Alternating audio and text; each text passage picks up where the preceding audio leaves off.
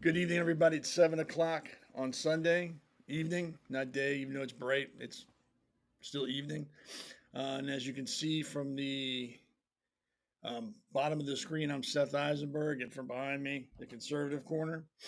And then where you can't see is the executive producer, Damon Sherrod, who's going to make sure I don't step into a big steaming pile of it during this broadcast. So thank you, Damon. Y'all can say thank you to him later. Um, just want to get into it. A lot to cover. A lot to cover. You only got like 90 minutes to do it, so I don't want to waste your time. So I guess we can get started immediately. The first thing I want to talk about, of course, is what's going on in California. As soon as you say someone says, "Hey, there's something going on in California," you can pretty much assume that it's a shit show, and it's not good. Like with this, it's not good. ICE has been doing some, I don't know if you call them raids or roundups or I don't know what you call them, but they're doing some stuff out there that has got the illegal immigrant or illegal alien population all stirred up. And some of the lib um, mayor, I think the mayor of LA and then the congressperson for that district is all, you can't do this. As a matter of fact, I'd like to read what Mayor Karen Bass has issued her statement. It says this morning we received reports of federal immigration enforcement actions in multiple locations in Los Angeles. As a mayor of a proud city of immigrants, and once again, like I said with the idiot from Baltimore, we're not talking about immigrants, we're talking about illegal aliens. There's a huge difference. An immigrant is someone who followed the rules, applied, did the paperwork, paid, did all the classes, and came in legally. We're talking about illegal aliens who aren't immigrants. So as a mayor of a proud city of immigrants who contribute to our city in so many ways, I am deeply angered, yeah, that should scare everybody, by what has taken place. These tactics sow terror in our communities and disrupt basic principles of safety in our city. My office is in close coordination with immigrant rights community organizations. We will not stand for this. Well, shit fire and save a match. Um, who cares? What these people seem to not understand is we're not talking about legal immigrants, people who, like I said, follow the rules. She's trying to make this seem like ICE is up rounding up everybody, whether you're here legally or not. ICE is coming to get you. They're going to kick your door in, and they're going to drag you off and send you back to your country. That is not what's happening. They are going after murderers, gang members, criminals. They're not going after John Doe right now. That's down the road. Right now, they're getting the criminals. And number two, let's be perfectly honest. The people they're rounding up haven't been here for a week. They haven't been here for 2 months. They've been here for, in some cases, decades and have made no attempt at all to be here legally. They haven't started the process. They haven't done anything. They've decided, hey, I don't give a shit. I'm just going to do what I want to do, and I'm lazy. So I'm not gonna start that process. I'm just gonna write off everybody else's tax dollars. Now that everyone's like, that's Donald Trump saying, okay, well, time to round you up. Now it's, it's not fair. I've got a family to business. Well, that didn't bother you for the 10 years that you've been here. Because if it did, you would have taken steps to make sure you were here legally so you wouldn't have to worry about all this. But they didn't because they're lazy. So here we are. This is some scenes from LA yesterday, and I think some from today. And I want to read what the Democrat, I think Senator from California, Nanette Barragan, and I butchered her name, and you know what? I don't care. From District 44 in California. This is what she said. Claims Trump deployed the National Guard to LA simply because he doesn't like peaceful protests. Yeah, that looks really peaceful to me. Meanwhile, vehicles are torched, ICE agents are targeted, and the city looks like a war zone. I guess that's the liberals' idea of peaceful. I mean, and once again in the background, they're flying the Mexican flag because, they're so proud of their country that they just had to leave it and are refusing to go back. But they're going to fly the flag of that country because they're idiots.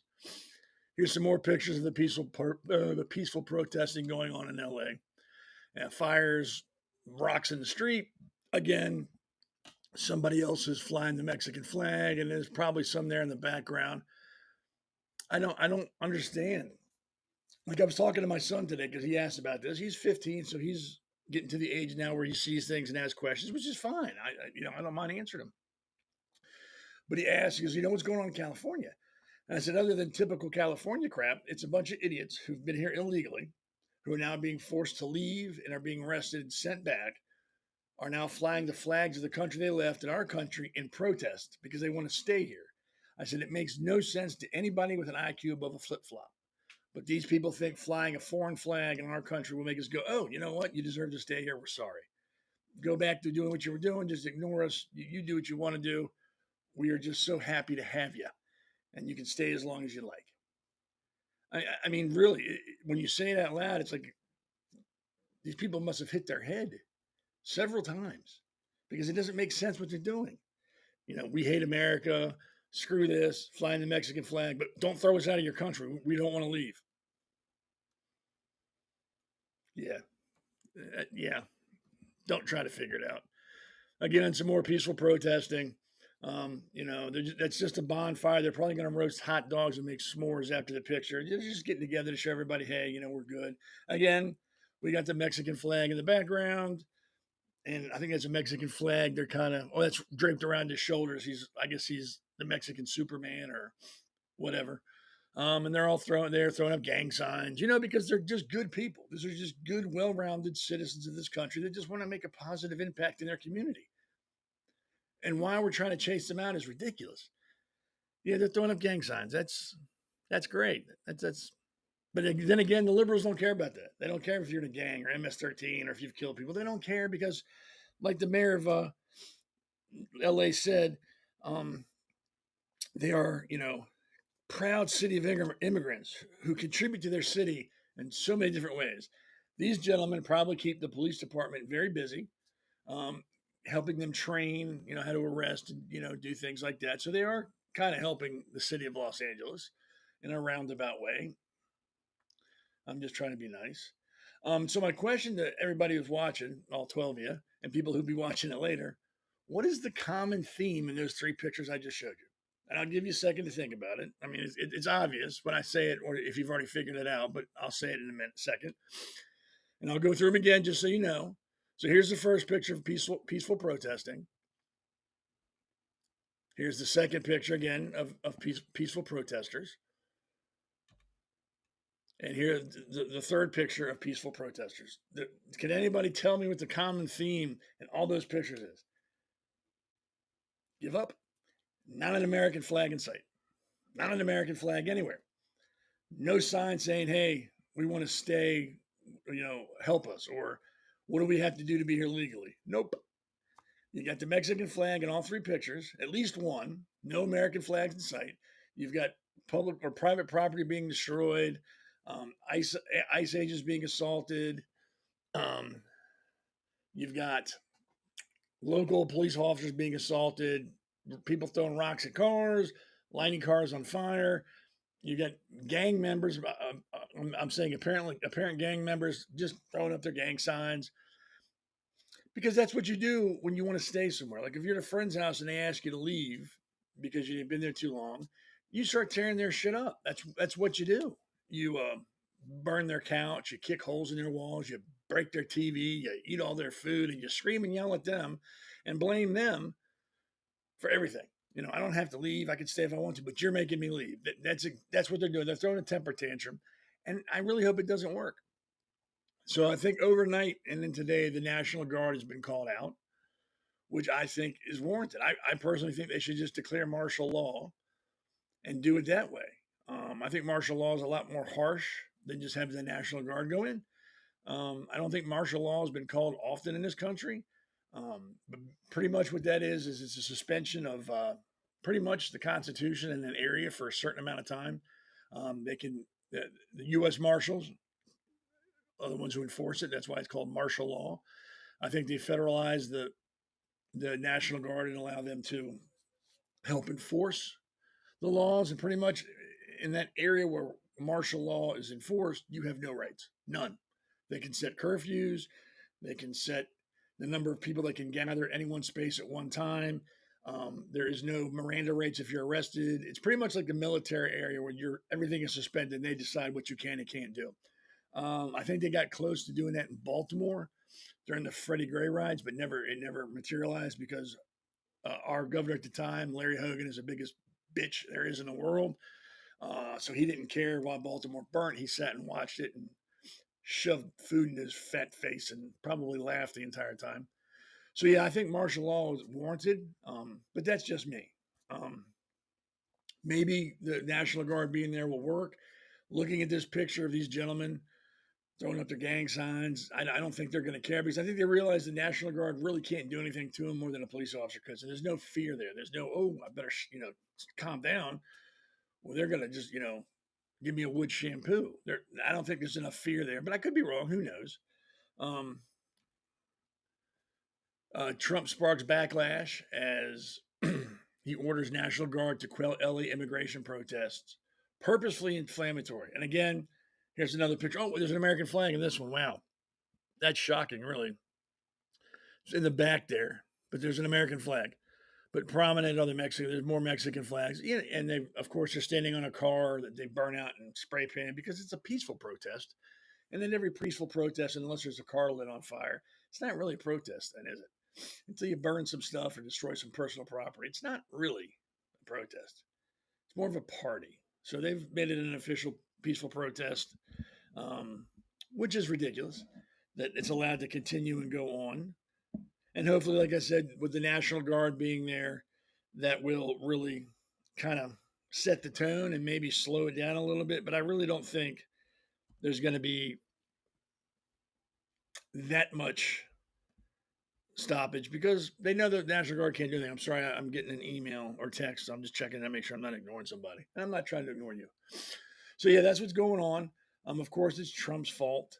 He shouldn't have sent the National Guard in because that's just going to make things worse. I mean, not like it's bad enough already. They're attacking cops and ICE. That's fine.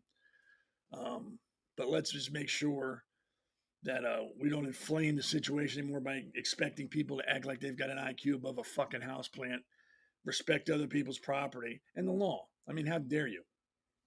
What do we live in? Nazi Germany? I mean, why should we expect these people anything from them? I mean, that's not fair. It's not right because they contribute to the city in so many ways.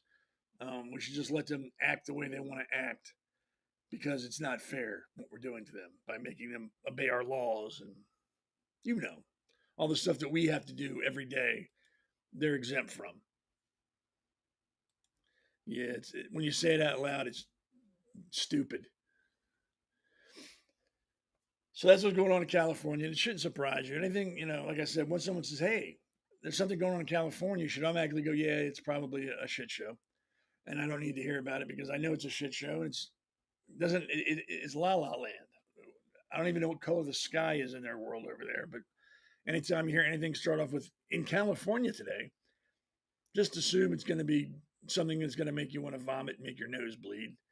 And if you want to listen to it at your own risk. But it's still stuff that we should know what's going on. I mean, things are getting out of control in that city. They're always out of control. So maybe this is just par for course. But who knows? Like I said, hopefully the National Guard's there. They'll start doing what they got to do to make it even more unfriendly for those people, and then get them out of here. I mean, they got to go, and they're a drain on society. And that may be a horrible thing to say. I don't know. It's just the facts, really. So that's a breaking news, and there's other stuff going on. But I thought I'd deal with this country. That's important, and everybody knows what happens on the West Coast sometimes spreads to the East Coast. So it's something we should be aware of and should be watching. Hopefully, if they deal with this decisively and drop the hammer quickly, it'll stop there and won't affect the rest of the country. So we need to keep an eye on that and make sure that's exactly what happens and we don't have to worry about it happening in our backyard. Knock on wood. So, more importantly, June 6th was D-Day. That's when the Allied forces hit the beaches of Normandy and they had huge airborne rangers dropped in and did their thing, which is far more important than a bunch of undesirables in this country showing their ass. So I wanted to talk about that for a minute because it was a pretty important event in history. It turned the tide of the war. And I've got some facts about D-Day that I thought were pretty interesting that I wanted to share with you. D-Day was the start of Operation Overlord, On D-Day, June 6, 1944, Allied forces launched a combined naval, air, and land assault on Nazi-occupied France. I believe it was the biggest, it was the largest naval, air, and land operation in history. The invasion was conducted in two main phases: an airborne assault and amphibious landings. Shortly after midnight on June 6, over 1,800 Allied paratroopers were dropped into the invasion area to provide tactical support for infantry divisions on the beach. Allied air forces flew over 14,000 sorties in support of the landings, and having secured air supremacy prior to the invasion, many of those flights were unchallenged by the Luftwaffe, which was the Nazi Air Force, the Luftwaffe. The Overlord campaign opened the long-awaited Second Front against Germany. The defeat of Germany was acknowledged as the Western Allies' principal war aim as early as December 1941. Opening a second front would relieve pressure on the Soviet Union in the East, and the liberation of France would weaken Germany's overall position in Europe. And lastly, which I thought was pretty cool, I didn't know, in military terminology, D-Day is simply not simply called the day. D-Day is a specific term that refers to the day on which a military operation, particularly an amphibious landing, is launched. So D had a meeting. It just wasn't it's D-Day. So yeah, that was like I said, it turned the tide of the war. It helped the world destroy the Nazis and bring an end to that horrible, horrible chapter in our country and in our world. But unfortunately, there are still those type of people rolling around in the country and the world, making life horrible. But now they say, long live Palestine rather than Sig Heil. So same people, different phrase. So we got to be ever vigilant against any type of racism. I'm not, I'm Jewish, so I might lean more towards anti-Semitism. But when I talk about that, I mean racism in general. It doesn't help anything. It's like a cancer that eats away to any healthy society, and it should be stomped out wherever it raises its ugly head. It's really that simple. So yeah, so we had the breaking news there. Talked about D-Day, which I think is important. I was in the Navy, so D-Day is a pretty important thing for me. And it was just an impressive overall feat of military, tactical military operations. It was a lot to move, and they did it very efficiently, which is unusual for the military. But they got her done, and we won the war because I'm sure that was the main reason we won that war. So we'll take our first break here. Got to pay some bills. And then when I come back, we will get into some more political. Welcome to America's Pulse Network. This is APN's very own White House correspondent, Alexandra Levine. Hello, everyone. This is Alexandra Levine with Alexandra Levine Live on the America's Pulse Network. You are all in with Alexandra Levine. We are still waiting for someone from the White House to come out and tell us what transpired between President Trump and Vladimir Putin on that call today. We are here live at the White House. We're waiting for White House Press Secretary Caroline Leavitt to come out and tell us about the updates of today, the call between President Trump and Vladimir Putin, what transpired in that call. Subscribe and follow America's Pulse Network on the above social medias.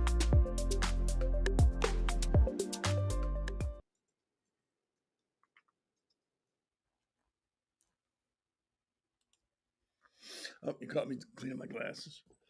So yeah, you gotta check out Alexandra Levine. She was our correspondent at the White House. I was on her show Thursday night. Thursday? I think it was Thursday. Last week. For the last half hour, we talked about dating and the falling out of Elon Musk and Trump. It was a pretty good show. You should watch it. I think it's on the American Pulse Network on X. You can find it there, and you can rewatch it. I had fun. I always have fun. She's fun to be with. Well, you know what I mean. She's fun to talk with. I should say that. It was a good topic. It can't be all politics all the time. You got to have a break every once in a while, or you go crazy and end up like these schmucks I'm about to talk about. With all the ICE stuff going on in California, every idiot that has a government title is out there running their mouth about how things should be handled and what they should do. and how unfair it is, and this is not America, blah, blah, blah. It's just their way of campaigning. Really, they're worried about their next election, so they realize if they appeal to the lowest common denominator, fucking idiots, they can get more votes, and that's what they're doing. Like this, I mean, this guy's just like a stain on the underwear of the world.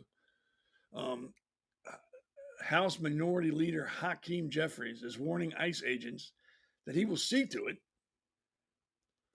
that their identities are known to the public, including, of course, the cartels, MS-13 and TDA, which I'm unsure what they mean. So he's threatening agents for doing their job. And if you don't understand why they don't show their faces, I mean, some of them do, some of them don't. I guess it's a personal preference, and they're allowed to do it. It's for those very reasons. They're arresting and throwing cartel members, MS-13, any kind of gang from another country that is here. They're dealing with. MS-13, if you're not familiar with them, have actually called out hits on police officers. So they're not afraid to hurt people, especially law enforcement. So yeah, you probably don't want them to know who you are, so they don't come after your family. Cartels, we all know about the cartels. It's $1 billion a year industry, so it's a business to them, and anything that affects that business, they're not happy with, and they're going to defend it. So again, you probably don't want them to know who you are, and that would protect your family. But this guy, I mean, Hakeem Jeffries just thinks it doesn't matter about their safety. It's more important that everybody knows who they are so that they can be retaliated against and threatened and killed. I don't, again, I don't know how these people get elected and reelected and get to stay in D.C. I don't get it. God ruined a perfectly good penis when they put ears on that dude. I mean, he's a dickhead, but he's going to get reelected because, again, he's appealed to the lowest common denominator. And unfortunately, those morons vote more than people that have intelligence, and they get out more because they don't have jobs, so they can go vote. They can go, out and campaign for these morons because they're not going to lose their job because they don't have one. And from what I understand, bowling alleys give a pretty liberal leave policy, so they can leave whenever they want to, go do what they want to do, and go back to the bowling alley and polish pins or whatever the hell it is they do. But he appeals to them. I'm starting to believe that there should be an IQ test required before you can vote. I really, really do. I think that would cut down a lot of these idiots getting elected and reelected.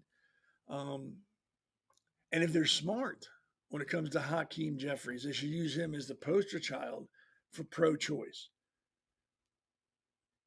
I mean, there's that, that's, hey, he's an idiot. We love him. We should have him. It's ridiculous. But yeah, Hakeem Jeffries wants to put law enforcement lives in danger because he wants to do it. He doesn't articulate why, but he doesn't have to because we all know, because he's appealing to the masses. This is what ICE and police agents are dealing with in LA. There's a riot getting ready to start. There's a handful of police officers and there's a mob in front of them. I think this was just prior to the rocks flying and all the fun stuff that they do at peaceful protests. But he wants them to be unmasked so everybody can know who they are. Seems fair to me. I mean, why don't we give out his home address so people could go to his house when they're upset with him and tell him face to face that they don't like what he does. He'll never do that, though. Again, just another peaceful protest. And as you can see, some of these FBI agents and ICE agents don't have masks on. So I'm not sure what their problem is. Maybe they're wearing masks because they're afraid to get COVID. I mean, isn't that allowed? Aren't you allowed to wear a mask if you think you're going to get COVID? So maybe that's why they're doing it. But here you see FBI, ICE, and police dealing with idiots who are upset that laws are being enforced because it's just not fair. We shouldn't enforce laws because it's just not fair. Let people come into this country illegally. Let them be a drain on taxpayers. Let people rape and murder. Let people steal and commit fraud because it's just not right to separate families. And that's their big argument, is because they don't want, but that's all they really say is it'll separate families. It'll separate families. If I get arrested, I get taken from my family. If you get arrested, they're going to pull you from your family. It just happens.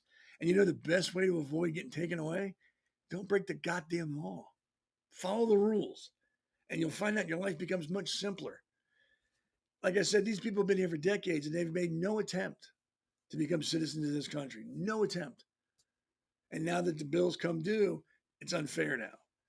You've had decades to become a citizen in this country. Decades. And have done nothing.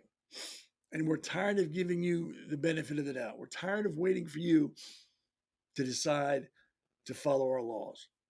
Time to go. You've had plenty of time. You don't want to do it. Time to go. Get out. It's really that simple. I don't understand why it's so hard for some of these people to understand. But it is. And I agree. I don't like AOC, Crockett, Jeffries, none of those idiots that are calling for protests and want them to fight more. Yeah, those people should be arrested and charged with obstruction or inciting violence or something, especially since they're in D.C. supposed to be representatives of the country. It's not how you represent the country. You don't call for violence or call for violence against law enforcement officers. You don't. That's just not how things work. But to them, that's how stuff works. Because different law or different rules for them. We have to play by a different set of rules while they get to play by their own rules. And they can make them up as they go and change them as they see fit. We could never call for violence. We could never tell people to resist arrest or fight law enforcement. We could never, if we did, we'd be arrested. They can do that. Or the left can do that because it's okay, because they're the left and they know better than you or me. And they're just looking out for our best interests. So when they tell us that we're stupid, they mean it from a place of love. And there's some people on the right that are saying the same crap, which I think is just ridiculous. All we're doing is saying you need to follow our laws. We've given you time to follow our laws. You've decided not to follow the law. Now it's time for you to go. And they've been saying this for years. So this is not like all of a sudden, okay, now we're going to start rounding up illegal immigrants or illegal aliens. They've been saying, look, you need to get out. You can self-deport and then come back in the right way, or you could just leave or whatever, but you have to go. And then, like I said, these people haven't been here for a couple of days. They've been here for decades. They know the deal. They've chosen not to do it. They've chosen to remain ignorant and flaunt our laws, hold rallies, flying their flag, saying they're not going to follow us, fighting our law enforcement. And we have people in our own government that are supporting that and putting them up on a pedestal, saying, look, they're resisting. They're good people. We need to help them. We don't live in Nazi Germany. It should make you angry. It should make you sick, is what it should do. Because, like I said, if we break the law, we're gone. They get to break the law. Illegal immigrants or aliens get to break the law whenever they want to. Every day they're breaking the law, and nothing was done. Now that we're doing something about it, Trump is a bad guy. Police are bad guys. ICE are the bad guys. The immigrants are the victims. Only in a screwed up country or screwed up state would anybody think a criminal is the victim, especially when you've had time to correct the issue that's making you a criminal. And you've decided not to. Only in a screwed up place would that be considered, oh, they're victims. We're not being fair. I mean, you've got like religious people, preachers and priests and reverends and whatever their titles are, saying, no one's illegal. They should be allowed to come to this country. They're dying coming to this country, going, trying to get across the border. They're starving to death, dehydration. The coyotes are killing them. All sorts of horrible things. So rather than these people, these men of God, saying, hey, do it the right way, you don't got to worry about that. Come in this country the correct way, and you don't got to worry about the coyotes. You don't got to worry about dehydration. You don't got to worry about starving to death or being killed. Come in the right way, and everything is good. You'll be fine. You'll be safe. Hell, we'll even help you. No, but these men of God are telling these people, break the law. Break the law. Even though it says plainly in the Bible, give unto God that which is God's, and render unto Caesar that which is Caesar's. It means follow the law. Really. But they don't want to do that because they think it makes them morally superior to tell them to break the law. I think those people have blood on their hands too. Anybody who advocates them not following the law and sneaking into this country are just as responsible for their deaths as the people who kill them. Really. And if that upsets people, I don't care. Like I said before, I upset people every day, and I'm sure I'll continue doing it forward. I'm just telling you what I think, and you don't got to agree with it. But I firmly believe anybody who advocates people to come into this country illegally are just as responsible for those people's deaths if they die trying to get here illegally as the people who killed them. Tell them to come in legally. Help them come in legally. Help pay for their bills to come in legally. Sponsor them. There are so many things you can do to help them come in this country legally, but they don't do it. They don't do it. And then the people who've come into this country legally, the millions of people, of legal immigrants who've followed the process, done the paperwork, paid their, all that stuff, this is a slap in their face. How do you think they feel? That these people are fighting for these people to be in this country without following the rules, jumping to the front of the line, or whatever you want to say, while they follow the rules and they're here. How do you think they feel?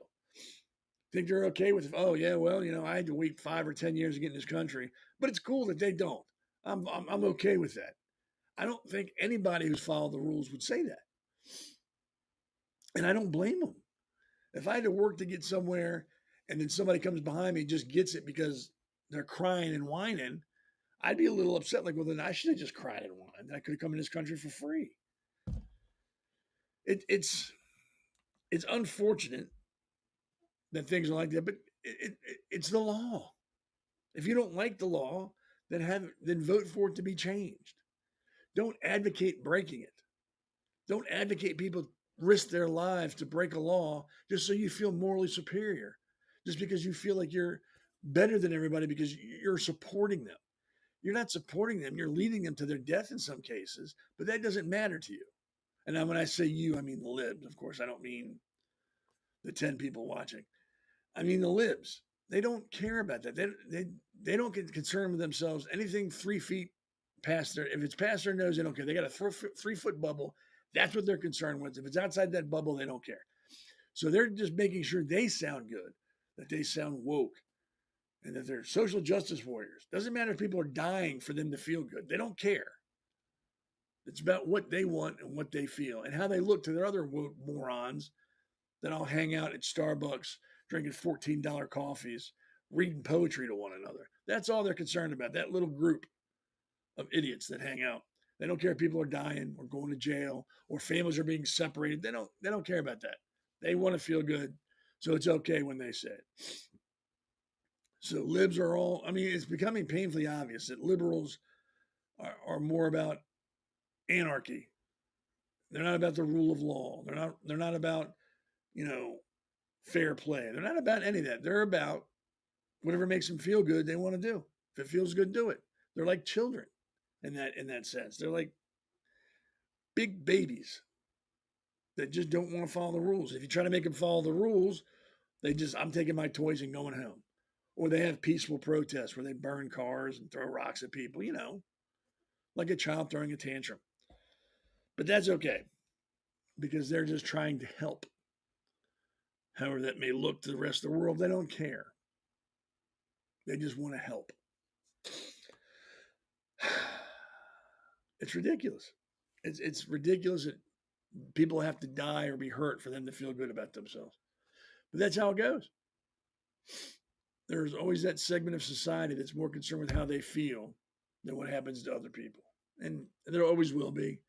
All we can do is point them out and laugh at them and push them back down into the basement and make sure their supply of Hot Pockets doesn't run out. That way they don't have to come up again. But I feel sorry for the people that are hurt or die just to make them feel good. And it's a lot of people. It's not just one or two, it's thousands. All right. Pay the bills again real quick and I'll be back and we'll keep talking.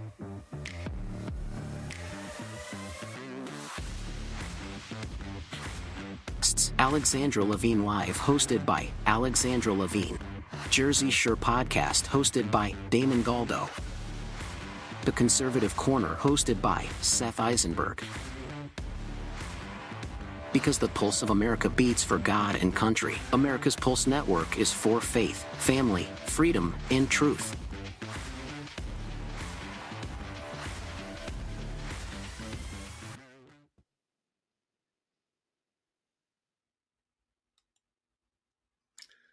Yep. There's a lot of good podcasts on this network, not just me. Got Alexandra, you've got Damon Galdo. I call him the Hammer because he's from Jersey, and I'm a big Sopranos fan, so he gets a nickname, Damon the Hammer. I like that. It's got a ring to it. Or Damon the Enforcer, something like that. But he's got a great podcast, and he also does a radio show. Then we have the Pulse, which is Wednesday nights at 8. That's where we all get together and talk about topics that have gone on during the week or that are coming up. And we also have Tim Fazenbaker and Elaine Barbera that come on as well for that. And sometimes we'll have different guests come on. But it's a pretty good network. It's in line with my principles. They don't just do things to get thumbs up or likes. They do things that really mean something to people and really try to make a difference. And just like me, they're not there to try to change your mind or make you feel the same way we feel. We're just there to tell you what's going on, give you our opinion, try to educate you a little bit, and then make your own decision. That's really all we're doing. We're just giving you the information. You can do with it as you see fit. And we're not going to think any less of you if you say, hey, go kick rocks. Because we're pretty cool like that. All right, so again, I believe we're back in California. So, this is just going to be a shit show. For some of you that don't know, I've coached football. I think I coached for 4 or 5 years. And if you can't tell, I was the defensive coordinator. Yeah, I know it's hard to believe, but I was. And one of my big things was, teamwork, of course. There's no one person more important than the team. We work together. We win together, we lose together. Nobody's more important. My second thing was I was big on sportsmanship. Big. I did not like showboats. I didn't like people who threw late hits or stuff like that during the game. And I would pull people out and make them sit. I don't care if you were the star of the team or this is your first time in. If you were doing unsportsmanlike stuff, you're done. Your day's over. And then in the next practice, I would run you till you puked. It was really that simple. But it seems that type of mentality and coaching, and as far as parenting, there were parents that completely agree with me. Hey, this is not your time to act like a fool. Show some class. Most parents agree with that, help my kid become a more well-rounded human being. That's what coaching is. Really, at the end of the day, we're not there to teach you about how to run this play or hit the A gap or the B gap if you're familiar with football. We're there to teach you to work together, how to problem solve as a group dynamic. Learning the game and playing the game is just a byproduct. We are there to help people become better people. Some of the guys I used to coach, this was back in the day, 20 years ago, maybe? A long time ago. I still talk to some of those guys and they still refer to me as coach. And that's awesome. That means I've made an impact on their life in some positive way. That's how they view me. And that's good. I agree with it. But like I said, unfortunately, that is not how it works everywhere. I don't know if you've heard about this. It was a high school in California. A young lady was running, I think it was a sprint, and she won. It wasn't like some incredible length. She won. And as she crossed the finish line, her father, I believe that's who it was, handed her a fire extinguisher. And then, as you can see, she went to the middle of the field where they were doing, I think, the high jump or some type of event was going on there. And she sprayed her shoes with the fire extinguisher, saying, hey, I'm so fast, my shoes are on fire. And this happened a few years ago with, I believe it was a professional sprinter, took his shoes off, threw them on the track, and used a fire extinguisher to symbolize, hey, I'm on fire. This young lady was in high school, and as a result of her, and I'm going to say it's stupid action, they stripped her of her first place, and she's upset. Her father's upset. Apparently the coach was in on this too, and he's upset. And I believe I've read somewhere in the rules, they said, unsportsmanlike conduct is not allowed. So I wanted to know just for my own personal edification and for you, what is unsportsmanlike conduct? What does that actually mean? Unsportsmanlike conduct, also known as ungentlemanly behavior or bad sportsmanship, refers to actions that violate the rules of fair play and acceptable conduct in sports. It's distinct from cheating or breaking the rules, but involves actions that are disrespectful, aggressive, or unfair, potentially causing harm or offense to others. So that's the definition of unsportsmanlike conduct. I don't think she was putting anybody in danger, but the argument is there are people high jumping. She's spraying a fire extinguisher. I think it was dry. So it was a powder, and they're worried that could have gotten somebody's face and it caused skin irritations or it could hurt their eyes. So they said possibly she could have hurt somebody. She was told once she grabbed the fire extinguisher, you could see in her hand, and she started running towards the center of the field. She was told, no, not do it. You can't do that. And then she did it. There, as you can see, they're saying, hey, stop. You can't do that. And she continued to do it. So I would think, if anything, it falls into disrespectful actions. I mean, everybody just saw you won. We know you won. You won first place. Don't act like an idiot. You'll be there again. You would act like this if you figured, hey, I got lucky. I'm never going to win again. So let me show my ass and make sure everybody remembers me. Now, number one, I am not attacking the kid. She's a kid. Kids are going to do stupid stuff. We all know that because they're kids. Who I'm really upset with are the coach and her father for allowing this and participating in this while she did it. Like I said, her father handed her the fire extinguisher. It seems to me, and I think when they interviewed the father, he was talking about us. They took our moment away from us. They're stripping us of our first place. So it seems to me the father's probably a wannabe professional athlete, couldn't cut it. So now he's vicariously living through his daughter and thought this would be cool. Like, hey, go show your ass in public after you win. I'll give you the fire extinguisher and then I'll applaud you. No. What are you teaching your child when you do that? What exactly have you taught your child? That, hey, you don't got to, go, hey, great race, good, good going. Thank you for, making this a challenge for me. No, you just go show your ass and rub it in everybody else's face that they lost. Because that's what she was doing. I don't care how you look at it. That is not sportsmanlike conduct. That's not how you conduct yourself after you win. I think Barry Sanders was once asked why he doesn't do dances in the end zone when he scores touchdowns. A reporter asked him this, and he just looked at him and said, because I've been there before and I'll be there again. And I agree. You've won one race, you'll win another. You don't have to make it magical. Just run your race, win it, give a wave to the crowd, shake your competitors' hands, go to the podium, get your medal or your ribbon, and go, because you're going to be back there again. You don't have to do all this BS because it doesn't do anything except make you look like a fool. And you just lost your first place ribbon or medal. And you should. You should. It's time that people learn about accountability. It's time that people learn about sportsmanship, fair play. Life in general is one big kick in the crotch. It's very unfair. There's no rules to life. You just got to get in there, swing, and hope that you don't get knocked down. In sports, it's different. Everybody is, I don't want to say equal, but they're on the same ground, level playing field. They all got to abide by the same rules. They got to run the same race, play the same game. So when you step out of that norm and act a fool, you've just destroyed that whole ideal of a sport, of competitive sport. You've made it about you winning. I'm better than everybody else, so I can do what I want to do. No, you can't. And if you encourage children to do that, and when they grow up to be just shitty adults, you can't complain because you started the whole process. Her father has started that process. She's not humble in victory. She's not gracious as a winner. She is a spoiled brat being coached and led on by her father. Her father should have never even brought this up. Her coach, when he heard about it, just said, no. Are you fucking stupid? We're not doing that. You're going to make us and the rest of the team look bad. I'm not so concerned about you since you obviously don't want to listen to me. You want to listen to your idiot father.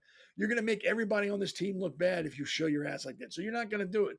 And if you do it, you're off the team. So what's more important, winning or letting your father live his dreams through you? I'm not saying being a professional, but be a human being. You don't got to show your ass because you won. Everybody just watched you win. You don't got to do anything other than that. Like Barry Sanders said, I've been to the end zone before, or I've been there before and I'll be there again. I don't got to jump up and dance because I know I'll be there again and everybody's going to see me. Perfect reason why you don't got to show your butt. If you're good, you'll be there again. You'll be at number one position on the podium again. Everybody will see you. You don't got to make sure everybody notices you the one time you win because hopefully you'll be there again. So, like I said, they've stripped her of her medal. I don't know if there's been a suspension or she's been kicked off the team. I think at this point, that's all they need to do to her. I think the coach needs to be kicked off. I think he needs to lose his job. If he was in fact involved in any type of this planning or preparation for this bullshit, he should be off the team because he has no business anywhere near children trying to educate them. Because make no mistake, like I just said, a coach educates. He has no business educating children. He needs to be gone. He needs to be gone. And the father needs some help. He needs to go talk to somebody so they can tell him, hey, why are you doing this to your kid? You know they look like an idiot. You made your child look like a fool just so you could be cool. And in all the interviews, you've been saying we were robbed. They've taken the medal from us. You didn't do anything, sir. You did absolutely nothing. Your daughter did it, and you made sure that she lost it. For 10 seconds of theatrics, she lost her first place ribbon, medal, and it's probably going to face some other sanctions down the road. I hope this was all worth it to you, and I hope you feel good about yourself because now you're doing the cry circuit. Oh my God, this is not fair. I think the NAACP is involved. Anytime they get involved with anything, it's a joke. Because even if it's not based on racism, they're going to make it based on racism because that's how they get paid. They're a racist organization that sees racism everywhere and they get paid because there's racism. So they're involved. There's lawyers involved. And now it's become a circus, all because a father made a poor decision involving her daughter who agreed to this poor decision. Like I said, I'm not blaming her. It's her father. She's going to do what dad says. I understand that. But her father and the coach who were involved in this put the daughter and his runner in a position to be punished. And now they're crying the blues about it.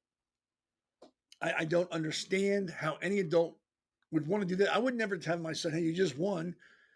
Go dance. Spray fire extinguisher on your feet and dance. Even as you're being told, no, you can't do this, as you're running across the field to do it, they're telling you, no, don't do this. I don't see how a father would want that for their child. I mean, you jump up and down and celebrate, shake your hand, well, yeah. But stop at that. There's no sense in humiliating or losing that sense of pride for theatrics, for 10 seconds of theatrics. I think it's ridiculous. I think that school district or that school has done the right thing. I hope they don't reinstate her or give her back her medal. She needs to learn. Obviously, her father's not going to teach her, and the coach isn't going to teach her. This is a perfect learning moment, and I hope it's not wasted. I hope the young lady understands that this has nothing else to do with anything else than sportsmanship. You displayed none. You're being punished, and that's it. I hope she understands it, and I hope moving forward she realizes, hey, it's not worth it. It's really not worth it. 10 seconds of dancing and throwing and doing stupid stuff is not worth my dignity. It's not worth the achievement I just made. It's not worth it. It's not worth it. I hope that's how it stays. But who knows? School, I mean, once they start talking about lawyers, schools start to get, ooh. And it is California. I'm surprised they even punished her, to be honest with you. I'm shocked. I'm surprised they didn't give her another medal for doing that. And Elaine is correct. Standards have gone into the gutter. There are no more standards. If it weren't for a lack of low standards, there'd be no standards at all. And I think we're back in California. Isn't that shocking? Let's see what we got here. Yeah, California. Yay, California. They're assaulting cops, burning cars, letting people break the law. And transgender athlete wins the girls' high jump at a California track and field finals. You know what? I don't have a problem. Again, I don't have any problem with the children.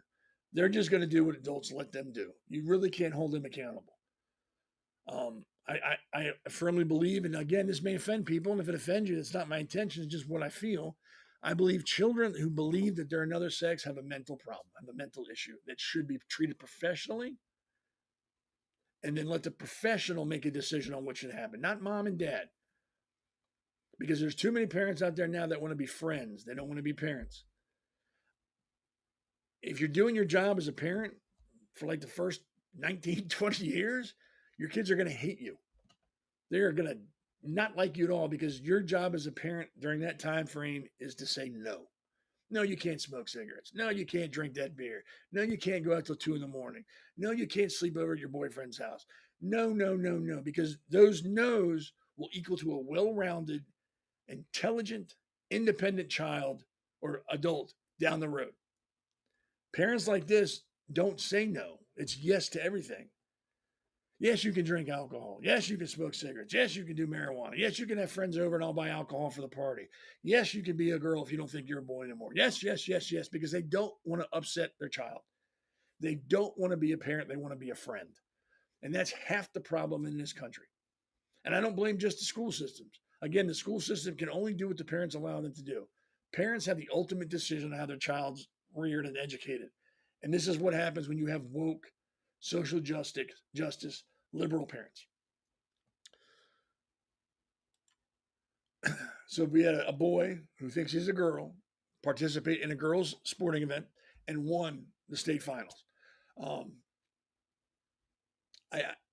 What is fair about that? I don't know what's fair about that. My son, let's use this for example. My son is 15.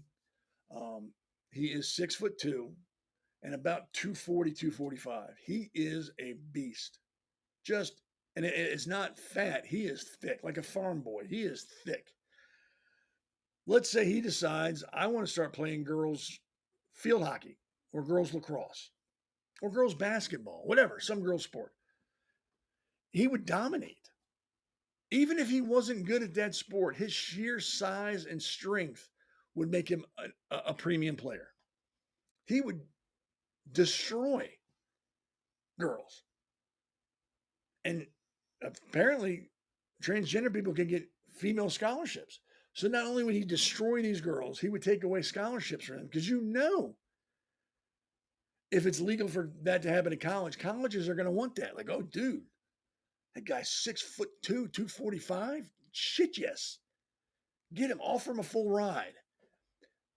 So I would love for somebody who's pro transgender, well, I guess you could call it sports, to come on and just talk with me. I would love to understand your way of thinking. How do you arrive at the conclusion that it's fair, or that it's okay, or that those people don't, those boys who pretend they're girls don't have advantage over natural girls? I would love to talk to somebody about that. I really would, because not that they're going to change my mind and I'm going to change theirs. I would just like to know where they're coming from. It's kind of like when you drive by a car wreck and you don't want to look, but you got to look. It's morbid curiosity. I wouldn't ask gotcha questions or insult them. I want to know what they're thinking. I want to know why it's fair. Why it would be fair for my son at that size to compete against women. He could compete against women. Let's be honest. At that size, he could compete against women. I think there was a high school boys soccer team played a women's professional soccer team, and the high school team of boys beat the professional women. Well, that's true. I don't think I could ever get a civilized conversation about that from anyone, because as soon as we start talking, the first thing they'd say, oh, you're homophobic. You're transphobic.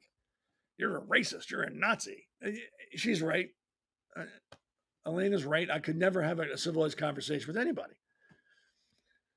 And I believe that. I think the best way to solve the trans athlete issue is to have boys division, girls division, trans division. Problem solved. Same sport. They're just competing against each other. Like the boys are competing against boys and girls competing against girls. Trans athletes could compete against trans athletes. I see no problem at all with that. I think that would solve the problem. Then you get to more and say, oh, equal but separate. No, they're not separate. Well, they are separate. Like the boys are separate from the girls and the girls are separate from the boys. The trans be separate from them. Everything is separated by sex. And there's a reason. Like I said, my 15-year-old son, 6'2", 245.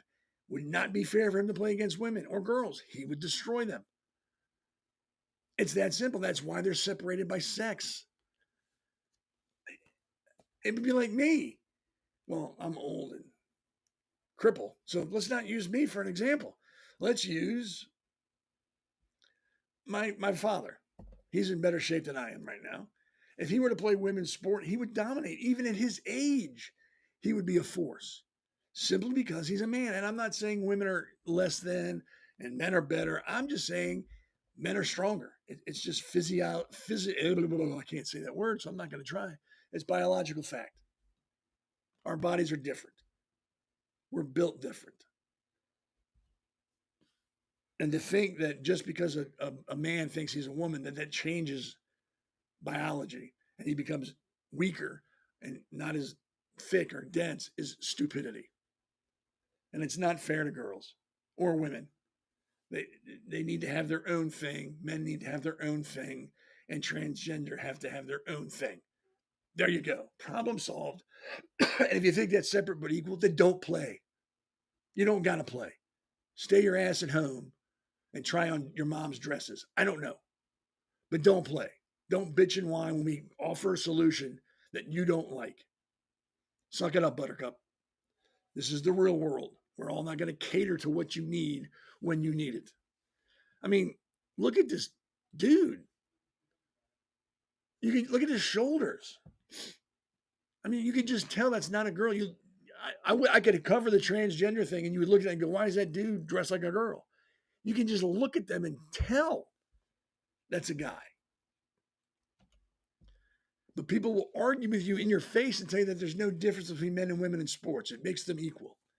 So if Mike Tyson decided in his prime he wanted to go by Michelle Tyson and get into female boxing, that would be fair.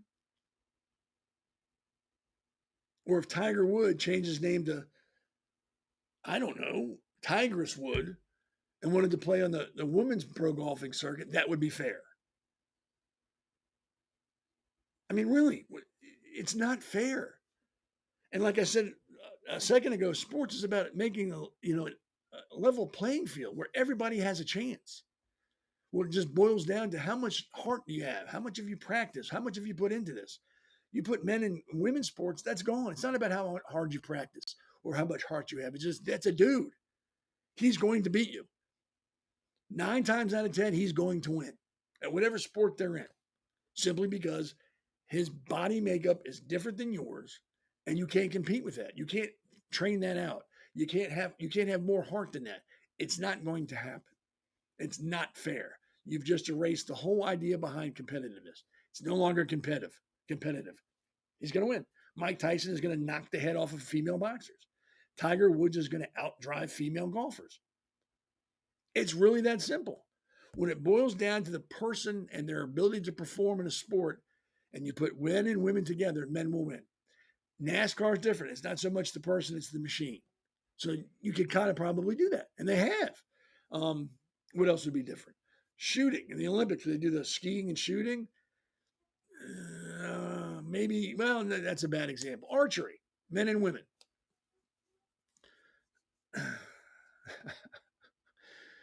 It's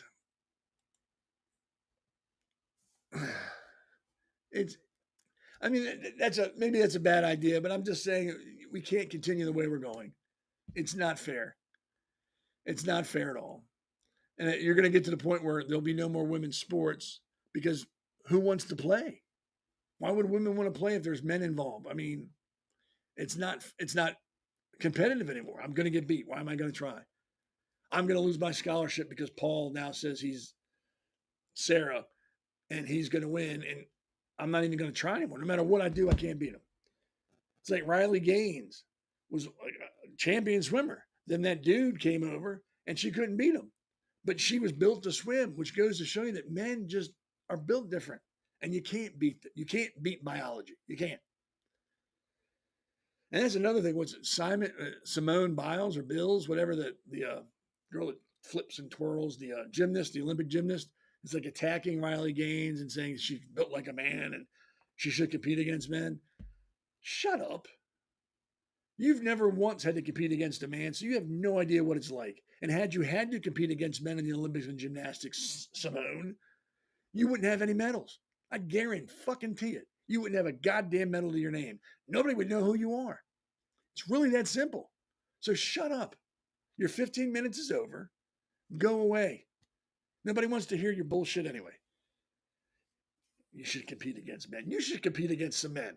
Put up all your gold medals against a male gymnast. Put it all on the line. If he wins, he gets them all, and your name gets stricken from the record books. Do that. If you do that, then I'll have some respect for you. Because right now, all you're doing is this. And what I need is this. Yeah, she's attacking Riley Gaines now. And like I said, it's just she's clinging to that 15 minutes because she knows it's slipping away. So she's got to do whatever she can to stay relevant.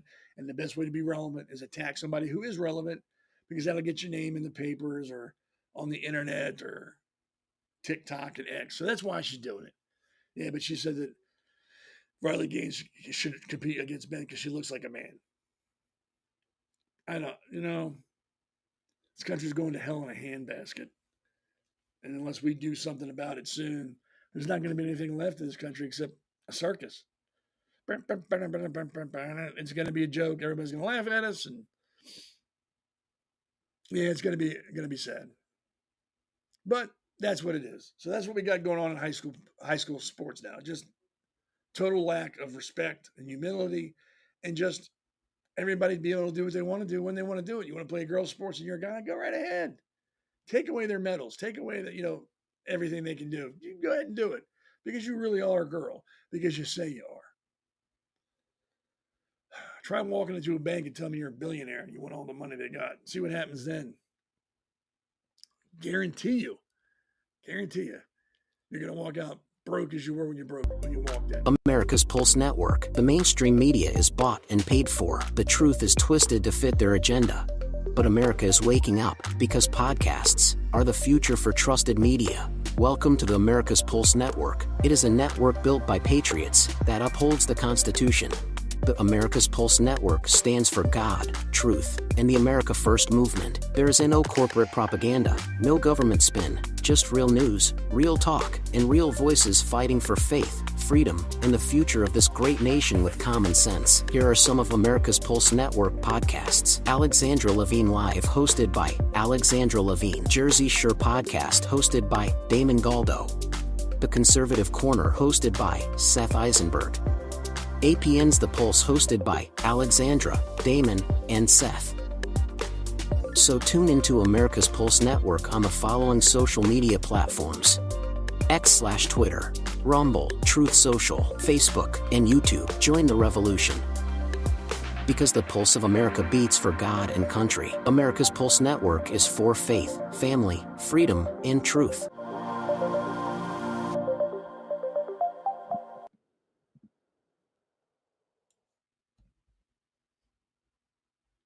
Great network. I know I keep saying that. It's like I'm beating a dead horse, but it's a great network. I mean, don't watch it just for me. Like I said, you got Damon the Hammer, you got Alexander, you got the Pulse, you got Elena, the base mother, you got Tim Fazenbaker. You got many, many reasons to watch this. And I hope I don't scare people away from this network because of that. I mean, great, like I said, great group of people, very intelligent. And they're just looking to educate you, not looking to change your mind. I, on the other hand, is trying to beat you over the head with a club and, wake up. This is ridiculous. This is happening and you're not doing anything about it. I'm not really trying to hit you. That would be illegal. All right. So what we're doing now is we're talking about international stuff and kind of focusing in again, and I know it's getting old, but just new and improved idiots come out every day. Gaza and all the people supporting that terrorist nest of rats. In the latest publicity stunt for terrorists, I don't know if you remember her or not, Greta Thunberg, or whatever her damn name is, has decided to get a ship and sail down to Israel and help those poor people in Gaza that are starving all the time. Yeah. Apparently, Israel's already said you're not. We're not letting you through. There's a naval blockade. You're not coming through. I'm sure they were told this before they set sail. So pretty much all this is a publicity stunt. Like, look at us. We care. We're going down to help. What exactly and who exactly are you trying to help? Um, we already know that Hamas is taking the food that's given to the country and hoarding it for themselves. Apparently, they've shot people trying to get food. Um, but this mental midget has decided that her and 12 of her closest friends are going to sail down to a war zone and try to distribute some food. And I think they're on like a 60 footer, maybe a 70 footer sailboat. So, exactly how much food can they actually bring to help? And that's my question. Will you bring a couple cheeseburgers, a couple bags of chips? You're going to hand them out to some people. Hey, here's a hamburger. Here's a bag of chips. Here's a glass, or here's a bottle of water. Have a great day. You're not going to change anything. You're not going to help anybody. All you're doing is helping yourself. That's all you're doing. It's all, again, going back to, hey, I feel good, so I'm going to do it. Screw everybody else. So these 12 people are going to put themselves at risk, put the Navy, Israeli Navy at risk, having to deal with these people, all because she, again, another one clinging to that 15 minutes, doesn't want to let go of her fame.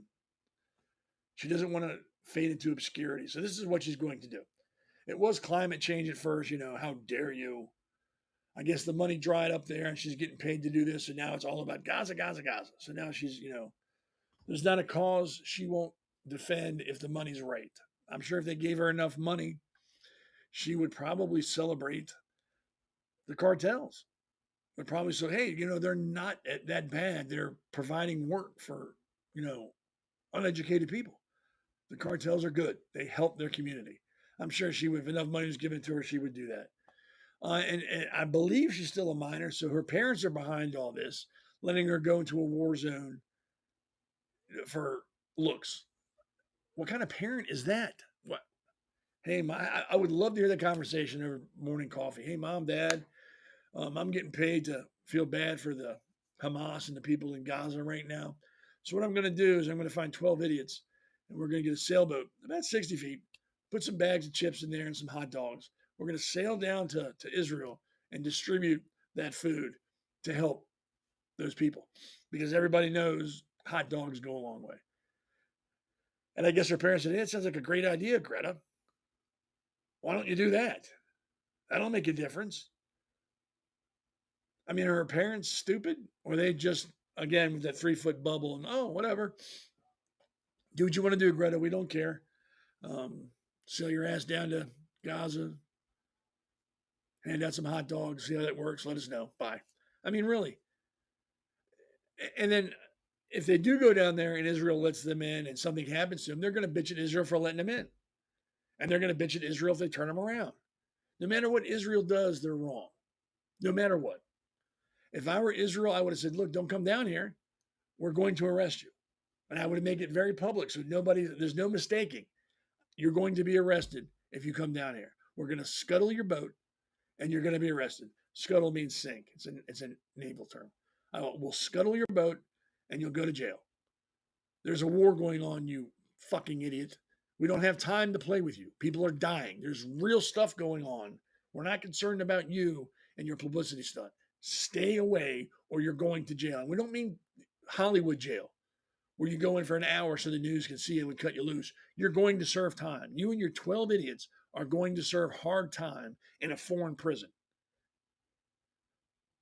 As long as you understand that, you do what you got to do because we are serious and they should leave it at that. And if that moron and her band of 12 merry fools decide to go down there, lock them up because there's really a war going on and they don't have time to play with that. They got more important things to do than worry about this moron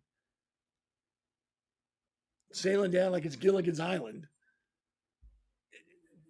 If you're not mad, you're not paying attention. Really, if this doesn't upset you, then you're not paying attention. This should upset the shit out of you. That these people are trying to help and feed a terrorist organization. And they haven't mentioned the Israelis that were raped and murdered and babies that were killed and people that were strangled. They're not worried about that because, according to them, Israel deserves it. That's the mentality of this idiot, her 12 friends, and all the other morons that are out there. Israel deserves it. We're going to help a terrorist organization.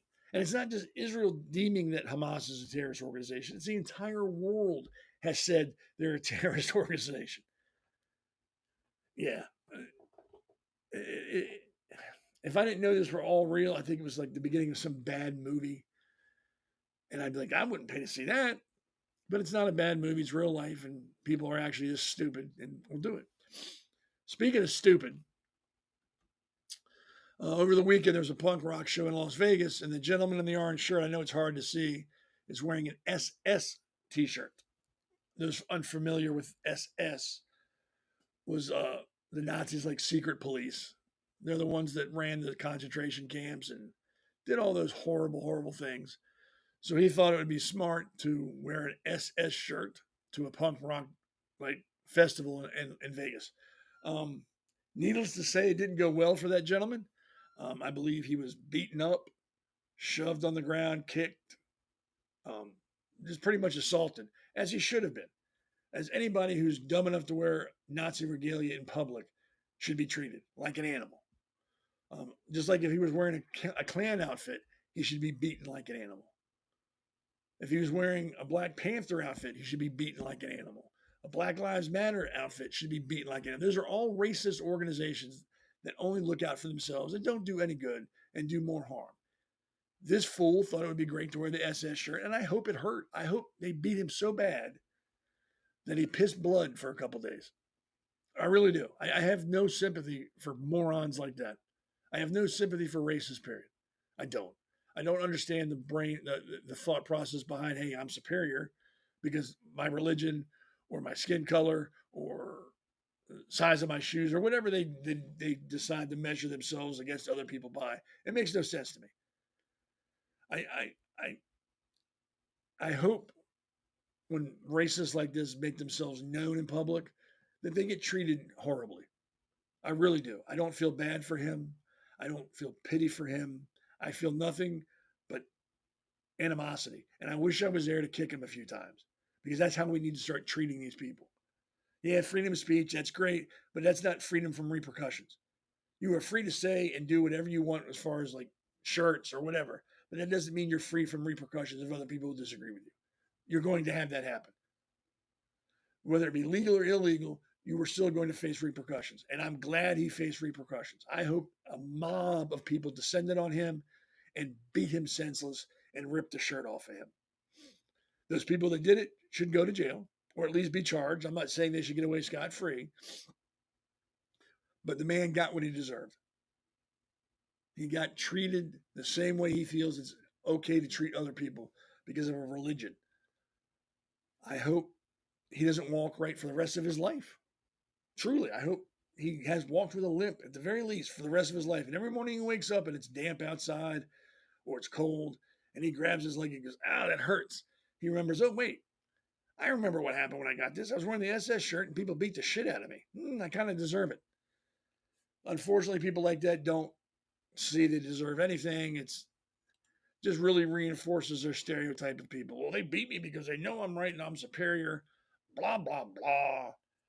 Sig Heil, or let me put my pointy hat on, or let me march through the streets blaming white folks for all my problems because I'm superior and it's all their fault. And have you noticed how Antifa and Black Lives Matters have kind of disappeared? I guess no one's paying for them to riot anymore. Now they're paying the illegal immigrants to riot and show their ass in cities now. So if you really thought that Black Lives Matter and Antifa was an organic movement, I hate to break it to you, they were getting paid and paid very well, from what I understand, to do what they do. That's why you don't see them anymore. And I also read that somewhere that there are some, was it Muslim Brotherhood or some other terrorist organization that's going to be teaching the illegal aliens how to hide from ICE and things like that. Now that could just be rumor and BS, but I read it somewhere, so I figured I'd say it. I'm not saying there's any truth behind it. I'm just saying, hey, I read this. It'd be interesting to find out if that happens. But yeah, this people that care about this country. Let's take the word country out of this equation. Let's just take that out for a second. People who care about their families, people who care about themselves and care about their neighbors have got to stand up and say enough with this shit. We are done dealing with this. You've had your playtime. We've allowed this to go on, but now the adults are going to take charge. And if you like it or not, that's what's going to happen. So you need to deal with it and accept it because this is the new way. Trump is trying, but like I've said before, Trump is one man. He is one person. And he's doing what he can, but he's fighting his own party and he's fighting the libs, so it's going to be tough going for him. We can't depend on one person to do what needs to be done because we all know what needs to be done. This is not some great big mystery. Like, ooh, what do we need to do to make the country better? We all know. I'm not advocating violence. I'm advocating standing up and saying enough. If enough people stand up and do that, change will happen. Because once we say enough, then we start being the change we want to say. I know that's so cliche, and it's the truth. Be the change you want to see. If you do it, your neighbor will start doing it, then their neighbor, before you know it, your community is doing something different that will help everybody. And that will bleed into other communities and other people. And before you know it, it becomes a movement. And once you have a movement, things change quickly. Do I think that we're unfair to illegal aliens? Not at all. They've had decades to do this, and we need to get them out. And if they want to do it legally, we need to help them do it legally. We need to give them all the support we can to help them come back legally. But until that happens, they need to go. Goodbye. And if that involves ICE and police officers being involved to remove them, so be it. So be it. We need to support law enforcement. We need to support any effort to get illegal immigrants out. And then on the flip side, we need to support any initiative to help people come into this country legally who are vetted and want to be in this country and want to make it a better place. I think if you come in this country, legally or illegally, and you're flying your country's flag that you just left in protest, you need to go immediately. You should be rounded up, put on a bus, and dumped across the border. I'm so sick of hearing, oh, they need due process. Where was due process when they came in this country illegally? Where was the court hearings? Where were the lawyers? Where was everybody involved in due process then when they snuck across the border? Where was it then? But now it's important they have due process to get out. I don't think so. And if that makes me un-American or not a conservative, whatever. That's how I believe. That's my opinion. You didn't follow the process to come in. You don't get to use the process when you're leaving. You get to leave the same way you came in, unceremoniously, quickly, and quietly. Get out. Don't start crying for the rules now when you've been breaking them for however many years you've been here. Doesn't work that way, princess. Put on your big boy pants, pack up your family, and move back to whatever hellhole you came from. I just don't like seeing foreign flags in my country being flown while law enforcement and buildings are being burnt by these people. To me, as an invading force, it's an act of war, and it should be treated as such. With that in mind, I know I've heard some people say, well, the liberals mostly, hey, they're gonna send the military in to quell this. They're gonna have the military, the Marines go in and do this and that. Posse comitatus. Look it up. That prevents the U.S. military being used to enforce civilian law. I think it was written by President Harding in 1847 or 1897. I can't remember. But that's basically what it is. It prevents government from using military, not the National Guard, military personnel and equipment to enforce civilian law. So they couldn't send in SEAL Team 6 into LA to enforce law. They can't send the Marines in. They can't use the Air Force. They cannot do it. It's against the law. That's why I said at this point, I think martial law would be the most effective measure because that's still civilian law enforcement enforcing the law.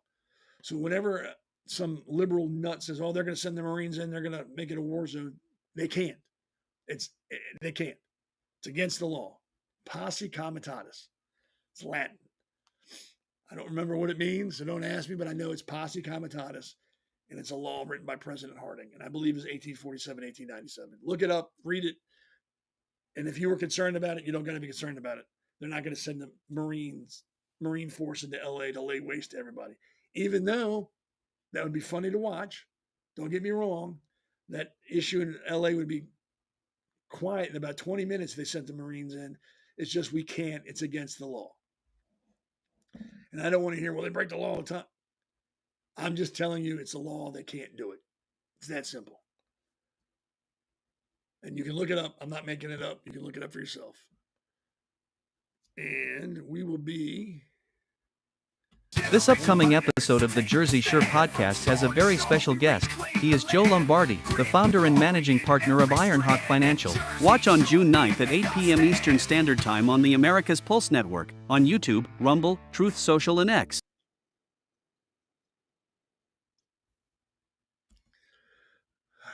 So, here we are. Going to be wrapping up here in a minute. It's been a good show. I like it. We covered a lot. I think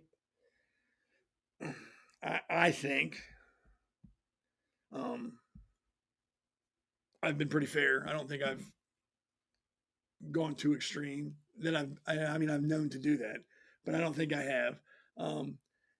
And I just want to see laws enforced. They're enforced on me. They're enforced on you. They should be enforced on everybody. Nobody gets a break when it comes to breaking the law. You don't get to go out and attack police officers or FBI agents or ICE agents because you don't like what they're doing. The law is the law. It doesn't care about your feelings. It doesn't care about what you think. You broke the law. There are repercussions for that. And we're seeing that now. Unfortunately, we're also seeing politicians from this country saying that it's okay to fight them. What they're doing is wrong. Hide from them. Don't help them. I don't know why they want to be a politician in this country if they don't like this country and the laws. Leave. The same thing with these people who are flying the Mexican flag at these rallies. Leave. You are under no obligation to stay here. If you like the country you left so much that you feel like you need to fly their flag on our country to protest us, go back. So normally at the end of my show, if you've been watching me prior to this, I like to give my opinion on a topic because that's just how I am. I'm very opinionated. And once again, this doesn't reflect anybody on this network or the network itself. It's just my opinion on a particular topic. This one's a little bit long because I got into it, and I'll just read it to you. The narrative painting immigration and custom enforcement, ICE, as the enemy while casting illegal aliens as victims is a dangerous distortion that undermines public safety and the rule of law in California and the country. The June 2025 Los Angeles riots that are still going on, sparked by ICE raids targeting criminal aliens, exposes perverse inversion. Protesters assaulted federal agents, vandalized property, and faced no arrest, while ICE was vilified for doing its job. The real issue isn't ICE's enforcement, it's the unchecked impact of illegal immigration, which strains communities, fuels crimes, and erodes trust in the legal system. ICE's mission is clear: enforce immigration laws and prioritize the removal of those who break them, particularly criminals. In 2025, ICE's LA raids detained 121 individuals, including gang members tied to violent crimes. Yet, the response, rioters throwing concrete blocks, spraying anti-ICE graffiti, and injuring officers, shows a culture that reflectively demonizes enforcement. Posts on X from May and June 2025 highlight the chaos. Mobs attacked LAPD cruisers and federal buildings, with local leaders like Mayor Karen Bass and Governor Gavin Newsom offering tepid support for law enforcement. This emboldened lawlessness and painted ICE as the aggressor. Illegal immigration's toll is undeniable. A 2023 California Department of Justice report noted that 15% of arrests for violent crimes in border counties involved undocumented individuals, disproportionate to their estimated 7% of the population. The influx strains public resources, schools, hospitals, and welfare programs, costing taxpayers $23 billion with a B, annually, as per a 2024 FAIR study. Sanctuary policies like California's SB 54 from 2017 shield criminal aliens from deportation, allowing repeat offenders to prey on communities. In 2022, an undocumented felon, previously released despite ICE detainers, killed 2 people in Sacramento, a case cited in ex post as evidence of failed policies. These aren't isolated, they're systematic failures that prioritize ideology over safety. The narrative glorifying illegal aliens is harmless dreamers ignores reality. While some are law-abiding, the refusal to distinguish them and those committing crimes, like the gang members targeted in 2025, endangers everyone. A 2023 PPIC survey found 65% of Californians, including a majority of minority communities, support stronger border enforcement, contradicting activist claims that ICE lacks public backing. Yet media and progressive leaders amplify a vocal minority, framing ICE as Gestapo-like forces while excusing illegal entry as a victimless act. ICE agents, meanwhile, facing doxing, harassment, and physical attacks, with morale plummeting. Recruitment dropped 20% from 20 to 24 per DHS data. Budget cuts and restrictive state laws like SB 2, passed in 2021, further hamstring their work, forcing agents to operate in a hostile environment. The 2025 riots, where officers were injured with no arrests, underscores this. Law enforcement is punished while lawbreakers are protected. Critics argue ICE's tactics are overly aggressive, citing family separations or militarized raids. But this ignores context. ICE prioritizes criminals, not random deportations. Over 80% of 2024 removals involved felony convictions per ICE data. The alternative, ignoring immigration laws, breeds chaos, as seen in the rising crime and strained communities. Sanctuary policies don't protect the vulnerable, they expose them to predators, shielded from deportation. To fix this, California must end sanctuary laws, cooperate with ICE, and restore penalties for repeat offenders. Leaders like Newsom must condemn attacks on agents and support enforcement, not equivocate. Can't say that word either. The public narrative must shift to recognize illegal immigration's cost, economic and social and criminal, rather than vilifying those upholding law. ICE isn't the bad guy. It's a scapegoat for a state unwilling to confront the consequences of unchecked illegal immigration. By demonizing enforcement and excusing lawbreaking, California invites disorder, betrays its citizens, and undermines the rule of law. The 2025 riots are a warning. Without change, the state risks further descent into chaos. Again, that's just my opinion. You don't have to agree with it. It doesn't reflect anybody but me. Those guys have a tough job at ICE and law enforcement in general. They deal with a lot of crap and a lot of shitty people. What they don't need are the people that are above them in politics working against them. They don't need that. Don't need to make a hard job harder than it already has to be. So, thanks for hanging out with me tonight. It's about that time. Again, remember, Damon Galdo, Alexandra Levine, The Pulse on Wednesday at 8. There are shows throughout the week. I'm on every Sunday at 7, and I'm on The Pulse Wednesdays at 8. Thanks for hanging out. It's really cool that you people take time from your day to sit and listen to me rant. It means a lot. I don't know. That's all I can say. I don't know what else to say, but thank you. I appreciate it. Please share this video and this whole network with your friends. Share the other podcasts with your friends wherever you can. The more people that watch us and listen to us, the louder our voices get. And the louder our voices get, the more change we can affect. It's really that simple. And just remember, if you live your life based on principle and not a party, you're going to lead a pretty good life. I'll see you all Wednesday at 8 on The Pulse. Have a good day. Have a good evening.